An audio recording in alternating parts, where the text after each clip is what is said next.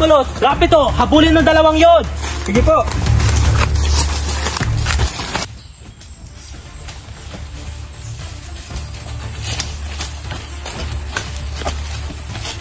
Dito na tayo, Ginoong Ibarra. Kailangan na natin makatakas dito, Ginoong Ibarra. May naisip akong paraan. Tayo magpalit ng ating kasuotan. At bakit naman? Para pagkamalan nila akong si Ginoong Ibarra. Nasaan ang dalawang yon? Sigurado, hindi pa nakakalayo yun.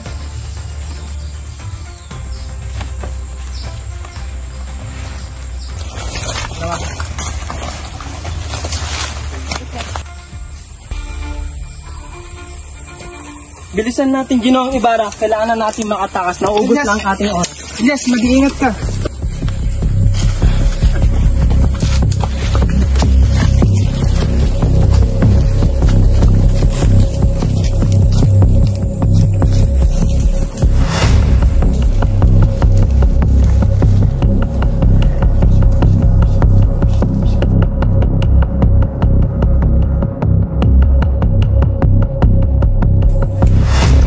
Senyor Ibarra, papunta ng bangka.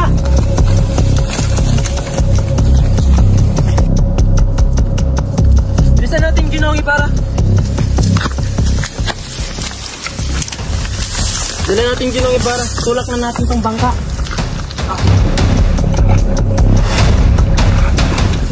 Samay ka na, Ginoong Ibarra, at magtago ka sa ilalim ng palak.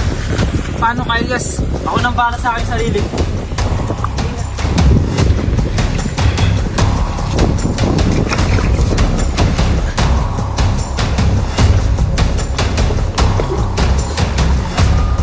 Mabulos, Rapido, Sego!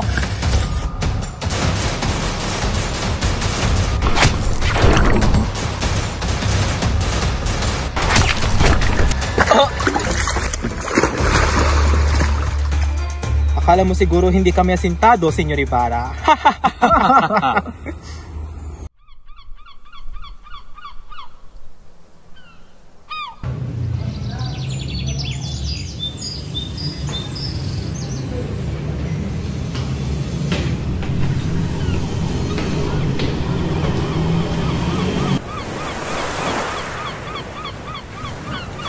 Buenos dias a todos estudes, Doña Victorina. Kapitan, kalahati lamang ang takbo ng ating makina. Bakit hindi natin bilisan? Kung ating bibilisan ay malalagos tayo sa mga palayan. Nangyari man ay walang maayos na lawas sa lupain nito. Ang lunas ay napakadali. Ewan ko ba kung bakit walang sino man ang nakaisip nito. Bukas ng bagong ilog mula sa kanal, sarhan ang dating ilog Pasig. Ngunit Ginong Simon, saan ka kukuha ng sapat na pondo upang ipababayad sa mga manggagawa? Hindi na kailangan Don Custodio. Mga pangkat ng bilanggo ang gagawa. Ngunit walang sapat na bilanggo. Kung gayoy, hayaan natin ang mga mamamayan na magtrabaho, bata man o matanda. Ngunit kaguluhan lamang ang may dudulot niyan. Anong kaguluhan?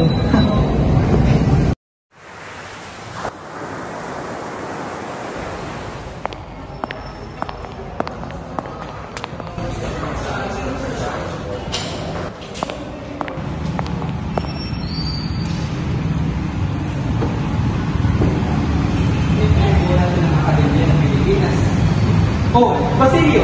Oh, Kapitan! Kumusta nga pala yung binubuo ninyong Akademya ng Wikang Kastila? Mabuti naman po, Kapitan. Nakahanda na rin po ang mga guro at mga paaral ang gagamitin. Mukhang hindi matutuloy iyan. Hindi ba tutol si Padre Sibayla? Ngunit, naregalawan namin ang dalawang kabayo pastal ng general at nangako siyang tutulungan niya kami. At saan naman kayo kukuha ng pondo? Mag-aambag ang bawat na sa amin at ang makakalitan ay bibigay namin sa mayaman makasyon. Mabuti naman kung ganoon. Sana maging matagumpay ang inyong mga plano. O paano? Mawala na ako sa taas at may kailangan pa akong gawin. Sige po, Kapitan.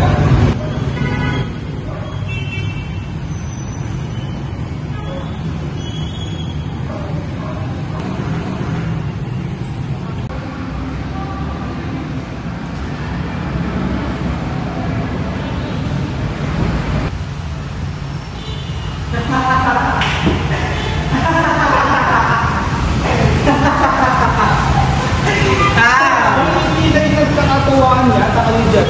Pwede ba akong sumali Ayos lang po, Senior Simon. Ikagagalak pa namin. Bueno, baka gusto niyo akong samahang uminom ng serbesa doon. Tayo uminom. Maraming salamat, Ginoo. Kubalit, hindi kami umiinom ng alak. Hindi umiinom. Sabi ni Padre Gamora, masama raw kung puro tubig lamang ang iniinom. Kabatid mo rin kay Padre Gamora na kung tubig lang ang iniinom niya kaysa sa alak, mas ikabubuti pa ng lahat. Alam naman namin na tawag sa amin mga Pilipino ay tubig at ang mga Kastila naman ay poy. Alam naman namin na lahat ng pumapatay sa sapoy ay tubig. Ganun ba? Kailan naman nangyayari ang kababalagan ito? Ito'y hindi kababalaghan, Senyor. Ito'y batas ng kalikasan. Bueno, bago na.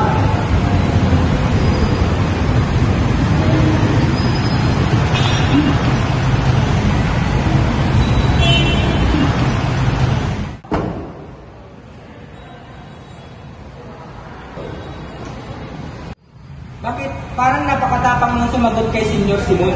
Halos kinakatakutan ko. Parang namumukaan ko ang taong iyon. Siya ang tayumangging kardinal, matalik na kaibigan ng Kapitan General. Ganun ba?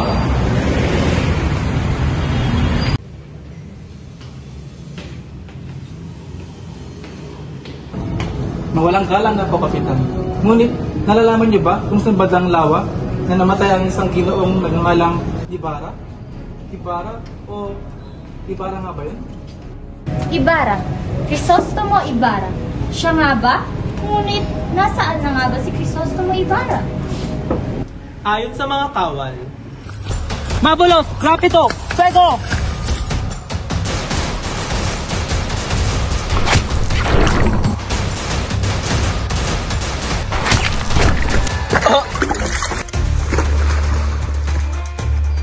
Akala mo siguro hindi kami asintado, Senyor Ibarra.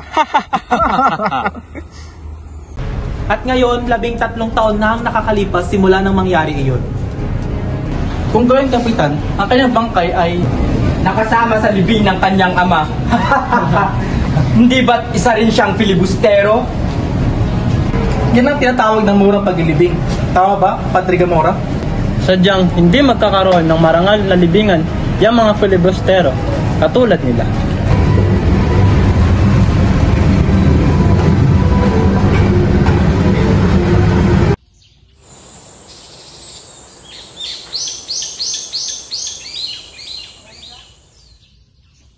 Alam mo anak, sa susunod mong karawan, maaari ka nang magsuot ng saya. Talaga po, Itay? Telesporo, mabuti at nandito ka. Magandang hapon po, Aldre. Ano pong may paglilingkod ko sa inyo? Kailangan mo na magbayad ng buwis, 200 piso. Sinasabi niyo po bang magbabayad ako ng sarili kong renta sa sarili kong lupa? Sapagkat nagkamali kayo sa pagbabayad ng buwis nitong nakaraang 13 taon. Ngunit nililimusan ko ang mga pulubi upang hindi na sila mamerwisyo at ngayon ayaw kong magbayad. Abay, mapipilit ba nila ako? Ito'y naiba dahil sa iyong binabayad.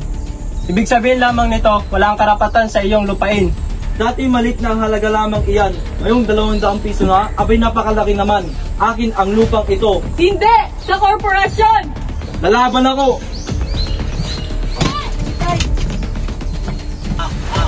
Huli niya at gawing kawan.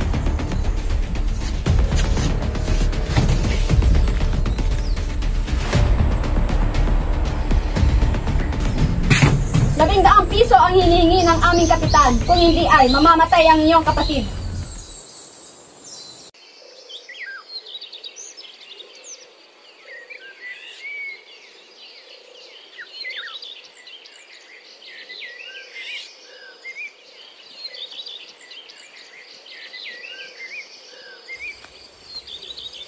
Matagal na rin ang huling punta ko rito at sariwa pa rin ang lahat sa aking isipan na parang kailan lang ang sakit na aking sinapit.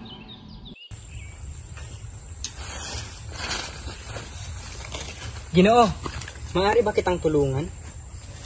Anong ginagawa mo sa kagubatang ito? Kung inyo pong magugunita, 13 taon na rin po ang nakakalipas mula nung una tayong nagkakilala sa mismong puok na ito. At tandang-tanda ko rin na ikaw ang nagbigay sa akin ng pakikiramay. At sino ako sa tingin mo? Isang taong tinalagay kong dakila at isang taong ang akala ng lahat maliban sa akin na patay na. Ang kamatayan ay labis kong idinamdam. Isang napakalaking lihim ang iyong nalaman. Lihim na pwede mong ikapahamak. Di mo ba naisip yun? At sa iyong nalaman, pwede kang masawi sa aking mga kamay. Totoong naparito ako, 13 taon na nakararaan, upang dakilain ang nag-iisa kong kaibigan na nilaan ang kanyang buhay upang ipaglaban ang mga Pilipino sa mga mapangapi. At ngayon, ako ay nagbalik upang ipagpatuloy ang kanyang nasimulan. At hindi ko lubhang maisip na ang naiwang lason sa lipon ay lubhang kumalat. At ang mga kabataan, wala nang ginawa kundi sumunod, magpaalipin at hindi pinakikinggan. Nagkakamali ka, Ginoong Simon. Kung hindi nag-aaral ang kabataan ng wikang Kastila, hindi tayo papakinggan ng pamahalaan. Ito ang wikang tuluyang magbubuklod sa mga Pilipino. Isang malaking pagkakamali, kailanman hindi magiging wikang pambansa. Aanhin natin ang wikang ito. Itatago lamang ng huwad ng wikang ito ang ating pagkatao at karapatan. Mali ang iyong iniisip, Ginoong Simon. At ano? Anong mapapala mo pag ikay nakapagtapos? Makikita mo ba na malaya ang iyong bayan? Hahayaan mo na lang bang mabulok ang bangkay ng iyong ina at kapatid sa ilalim ng lupa? Ngunit anong gusto mong gawin ko? Isa lamang akong hamak na estudyante, walang-wala sa buhay. At anong gusto mong gawin ko? Pukayin ko ang bangkay ng aking magulang at hiharap sa hukuman at magbintang ng kung sino-sinong mga Kastila? At ngayon, nalaman mo ang isang lihim na kung ibubunyag mo ay ikasasawi ko. Tayo ay nabibilang sa mga taong uhaw sa katwiran. Tulungan mo ko pabagsakin ang pamahalaan, Basilio. Pag-iisipan ko, Ginoong Simon.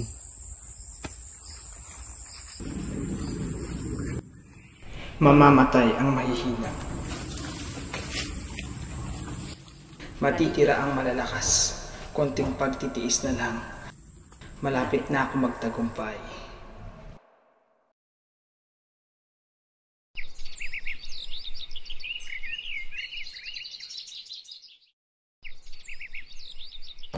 Huwag niyong pahintulutan yan, Gobernador, General. Ang mga batang namumuno dito ay mga binatang radikal ang pananalig. Si Isagana ay mabuting estudyante. Sa tingin ko, dapat pagbigyan ang mga estudyante. Ano sa iyong palagay, Simon? Alalahanin mo po, General, na ang wika ay isang makapangyarihang sandata. Pobres estudiantes.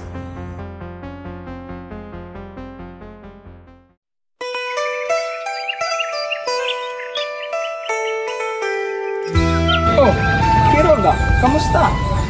Senyor Simon, mahirap aking negosyo. Anong mahirap?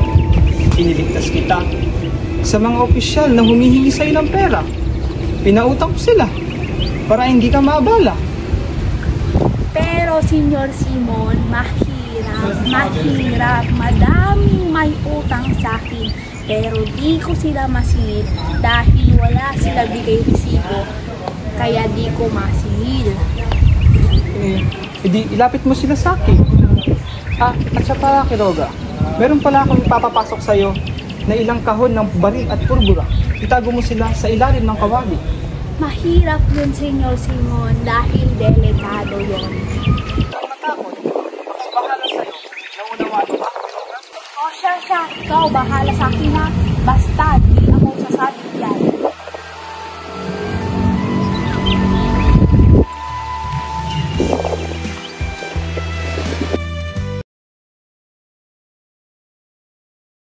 Ay nako, si Dante. Nahuli na naman ang kanyang asawa. Hoy! Akin ang lupay na ito! Sandali lang. Wag po. Wag, mawa kayo.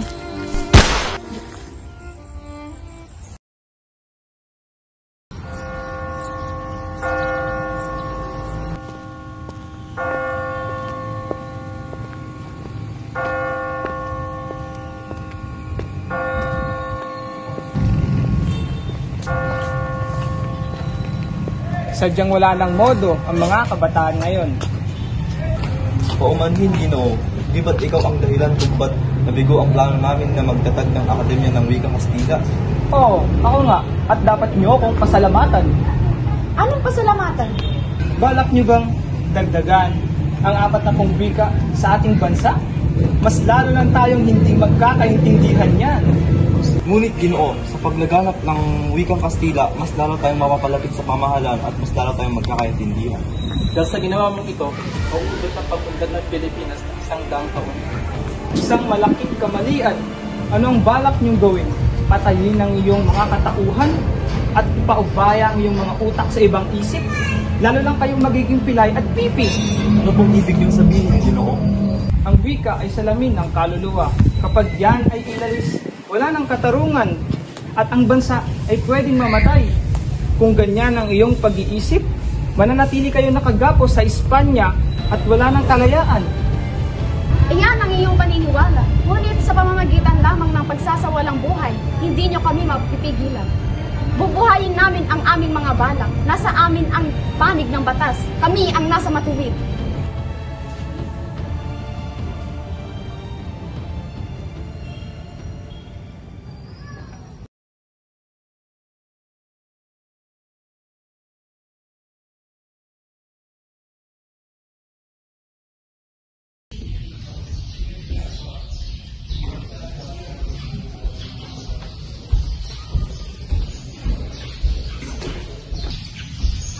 Oh, Ginoong Simon, naparito ka. Kamusta na pala si Kapitan Tiago? Mahina na ang kanyang pulso. Wala na rin siyang ganang kumain. Tuluyan nang kumakalat ang lason sa kanyang katawan.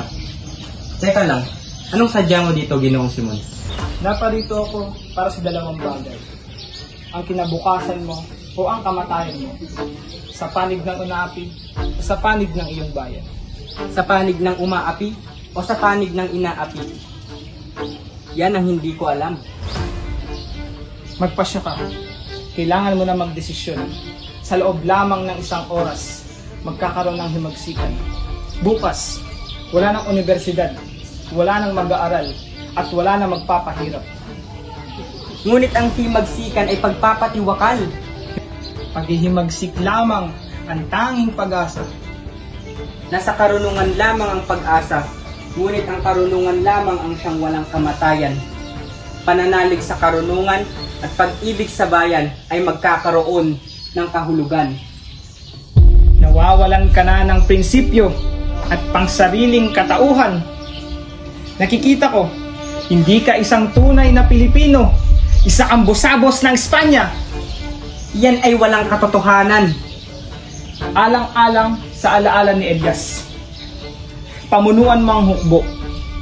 Sugudin mo ang Santa Clara at kunin mo ang nag-iisang taong ikaw lamang ang nakakakilala. Maliban kay Kapitan Tiago, si Maria Clara.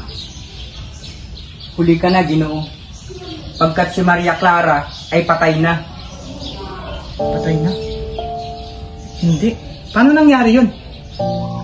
Namatay siya ng ika-4 ng hapon. Naparoon ako sa kumbento upang makibalita. Ngayon nalaman ko ang lahat. Pagbalik ko, may isang liham na galing kay Padre Salvi na ito namang pinadala kay Kapitan Tiago. At ito rin ang dahilan kung bakit nagalit ang kapitan. Hindi pa patay si Maria Clara. Ililigtas ko siya. Ililigtas ko siya ngayon. Uminahon kayo, Ginoo. Namatay siya. Hindi man lamang niya nalaman na ako ay nagbalik. Namatay siya na hindi man lamang niya nalaman na ako ay buhay pa.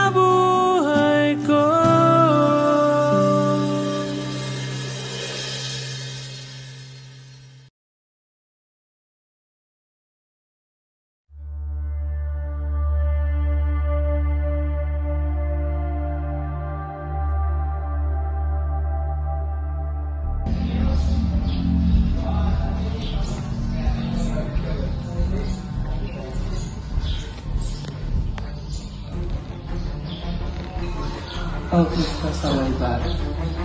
Oo, ako nga. 13 taon na akong nabubuhay na malayo sa bayan.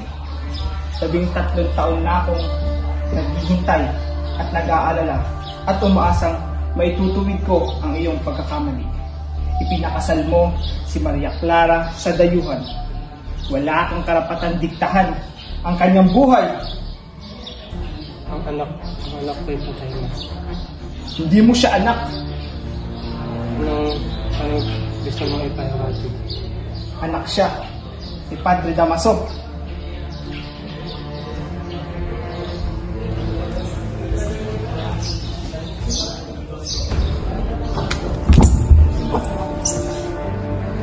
Anak ko. Patay na.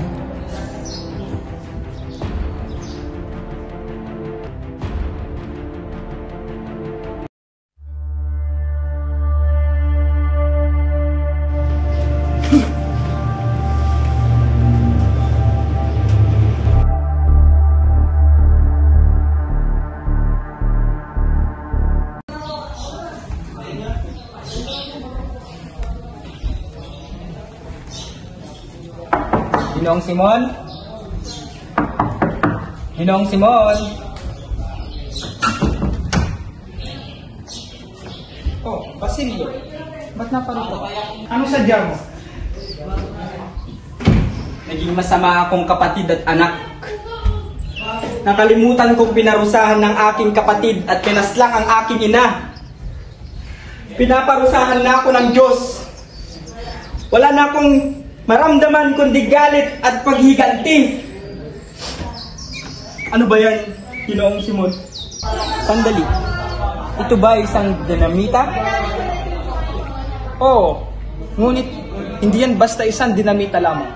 Naglalaman yan ng mga damdaming pinigis, mga naimbak na kasawian at mga mapangapi. At ngayong gabi, mapaparusahan ang mga makasalanan at ang mga matagal nang nagtatago sa katotohanan. Ano ang iyong ibig sabihin, Ginoong Simon? Sa ikalawa, ikakasal ang anak ni Don Pilares. Kinagabihan ay magkakaroon ng pista. Ang lamparang ito ay magsisilbing liwanag, ngunit panandalian lamang. Sa oras na ayusin ang mitsa, boom! Sasabog ang dinamita. Makakarinig ng pagsabog ang buong bansa. Ano ang dapat kong gawin, Ginoong Simon? Pamunuan mo ang iba.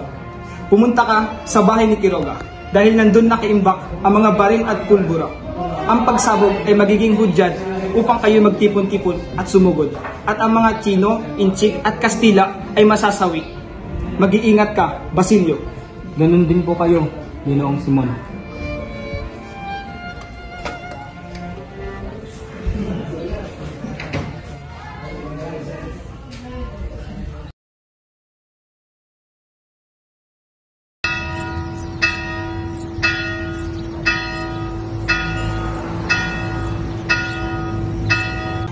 El nombre del Padre, y del Hijo, del Espíritu Santo. Amen.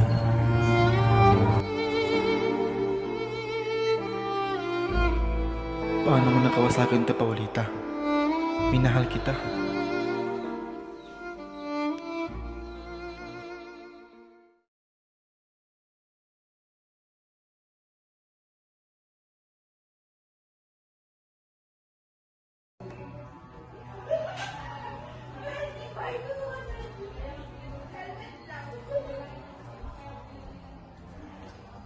Ginoong Simon, mabuti na lamang at nakarating kayo. Halika't samahan niyo kami sa pagkainan. Salamat sa mainit na pagtanggap, Doña Victorina. Ngunit ako'y hindi na magtatagal pa. Ano? Ako'y hindi makakapayag na ikaw'y makaalis nang hindi man lang dumadalo sa pagkainan. Dala mo ba ang regalo? Opo, dala niya. Kung gayo'y magsihanda na kayo. Huwag kang mag-alala, Basilio. Huwag kang mag-alala. Tiyak na maaayos din ang lahat. Oh, Isagani, saan ka pupunta? Pupunta ko sa Paulita. Kailangan ko siya makausap ngayon. Sandali, huwag ka nang tumuloy. Ngunit baka ito na kami pag-uusap. Sandali, Isagani, huwag ka nang tumuloy. Ano mang oras may sasabog na dinamita roon mula ngayon, kaya pakiusap. Huwag ka nang tumuloy. Diba na siya bukas?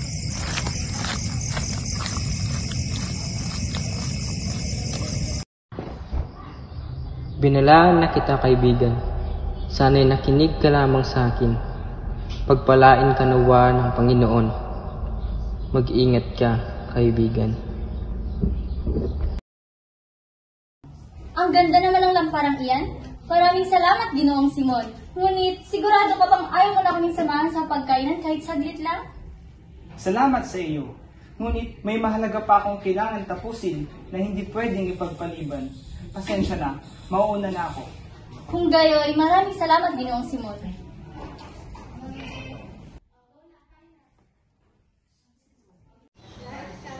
Ang ganda ng lamparang bigay. Ay, sandali, namatay ang sindi. Huwag kang mag-alala, madali lamang yan ayusin. Sandali, ano ito?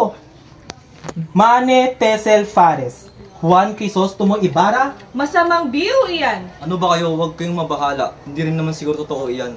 Ngunit ito ay nanggaling sa isang taong matagal ng patay. Tunay ang masamang biro ito. Ngunit ito ay mismo sulat ni Ginoong Ibarra.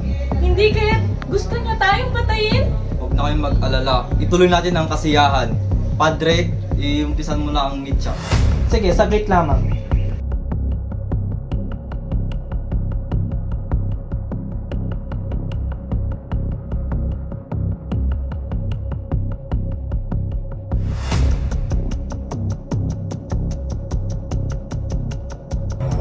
Isagani.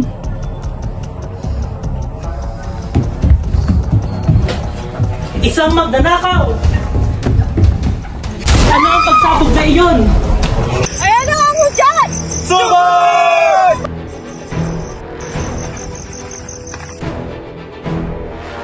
Lamparang iyon ay isang dinamita? Buhay si Crisostomo Ibarra? Marahil matagal na tayong pinagmamasdan. Marahil ay ganun na nga at ito ay bahagi ng kanyang plano. Subalit siya ay patay na. At anong ugnayan ni Simon na nagbigay ng lampara? Alam ko na, si Simon ay si Ginoong Ibarra. Isang taksil! Dapat huliin ang Simon na yan.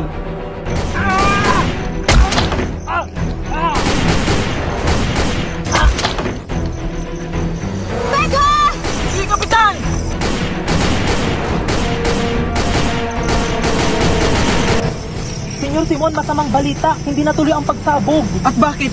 Si Sagani, itinapon ng lampara sa ilog. Iligtas mo ng iyong sarili. Pero, Bilisan mo, tumakbo ka na.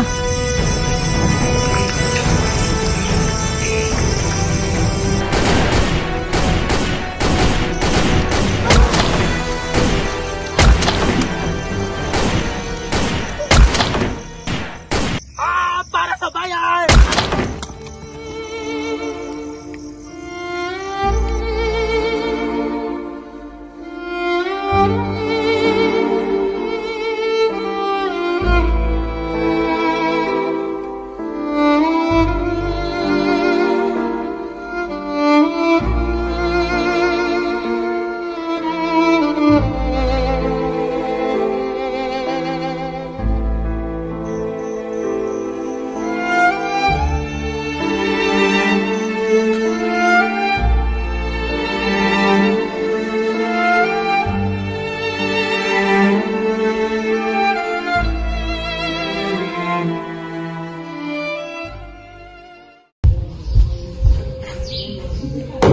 Bakit ako nabigo? Bakit ako pinaparusahan ng ganito? Tapos na ang aking misyon.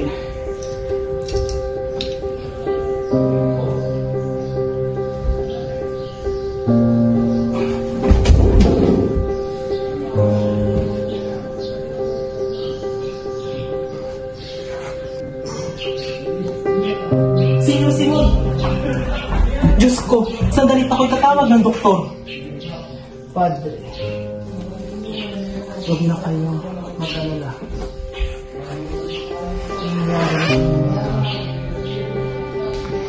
Gumagabi na. Nais ko sa sabihin ang aking lihim.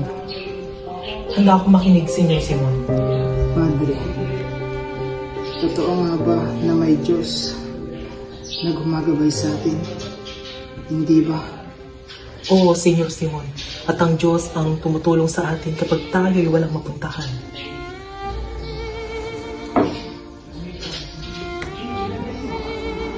Padre, tulungan niyo po ako. Ayaw akong mamatay na may dalang kasamaan. Nais ko po sana mamagpisal sa inyo. Hindi ako makinig, Senyor Simon. Padre, dinano ko ang lahat ng ito dahil galit na galit ako sa mundo noon. Bumalik ako upang maghiganti sa mga tao umapi sa akin. Diyos ko, patawarin ka na walang Panginoon.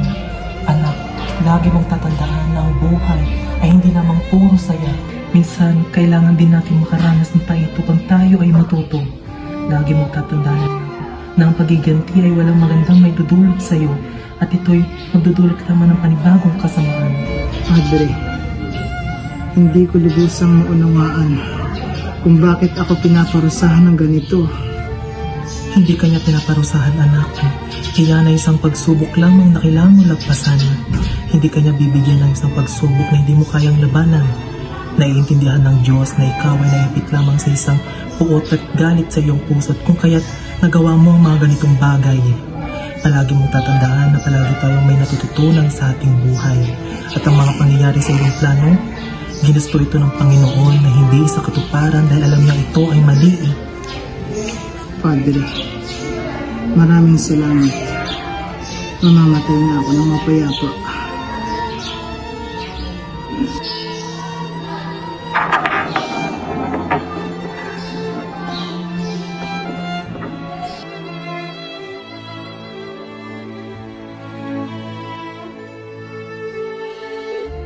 Ang kayamanan ang naglilimla sadya sa lahat ng tao. Ito ang nagpapabulag at nag-uudyot na gumawa sila ng kasalanan. Kung may taong nangangailangan ng malinis na hangarin, ipahintulot ng Diyos na ika'y matagpuan. Samantala, diyan ka muna sa ilalim ng dagat kung saan hindi makakapalugid ang kasamaan.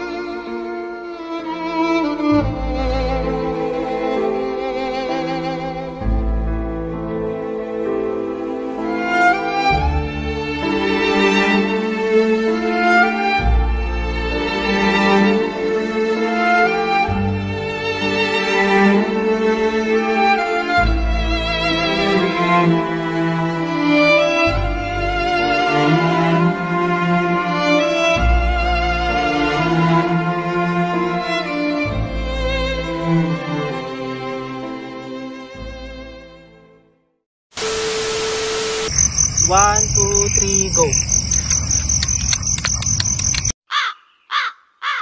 Ayaw mo matumbat eh? Okay. 2, 3, go.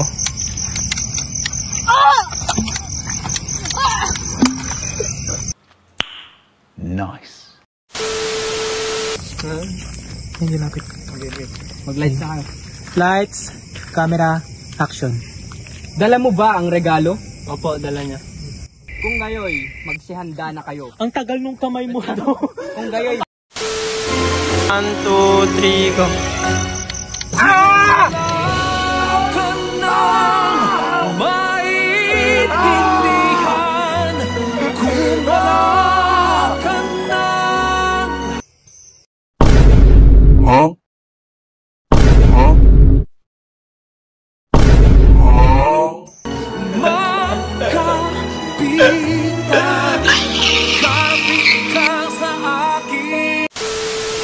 Two, three, go.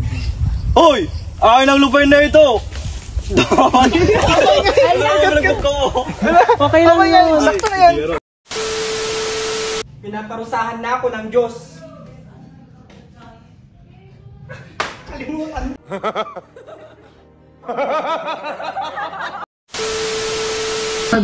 Ay, saan? Ay, sinaniban ka ba doon? Hindi, gagi. One. Yun na. Ready, go. Wait lang. Tapos ano, isum mo sa mukha ni Rico. Huwag naman yung sa mukha. Pawis na ako. Yung mukha ko pa. Sige na. Okay. 1, 2, 3, go. Go.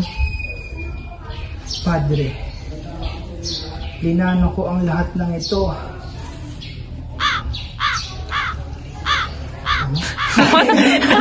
Kala ko napatay ka.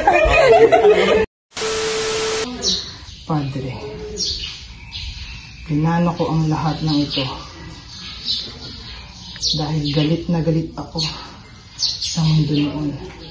Hindi, parang ngayon.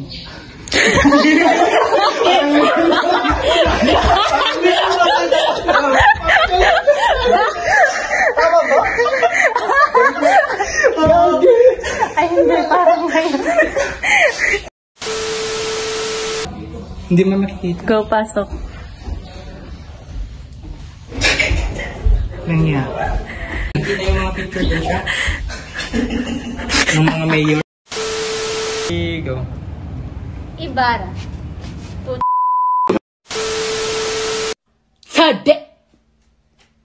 Oh my God, what is that?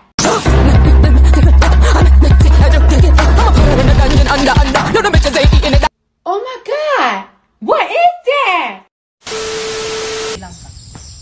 1, 2, 3, go. Nasaan ang dalawang yon? Sigurado, hindi pa nakakalayo yun.